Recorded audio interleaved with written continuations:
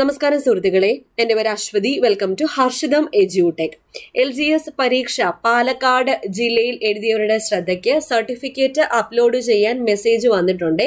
അപ്പോൾ certificate upload ചെയ്യാൻ ഇന്ന് മെസ്സേജ് വന്ന ജില്ല പാലക്കാട് ജില്ല. അപ്പോൾ LGSന്റെ സർട്ടിഫിക്കറ്റ് അപ്ലോഡ് ചെയ്യാൻ ഇതുവരെ 10 ജില്ലകൾക്കാണ് മെസ്സേജ് പോയിട്ടുള്ളത്. LGS category number 535/2023. 10 ജില്ലകൾ ഏതൊക്കെയാണെന്ന് പറയാം. മലപ്പുറം, ഇടുക്കി, എറണാകുളം, കണ്ണൂർ, പത്തനംതിട്ട, കോഴിക്കോട്, ആലപ്പുഴ, കൊല്ലം, വയനാട്. അപ്പോൾ ഇന്ന് പാലക്കാട് കൂടി വന്നു.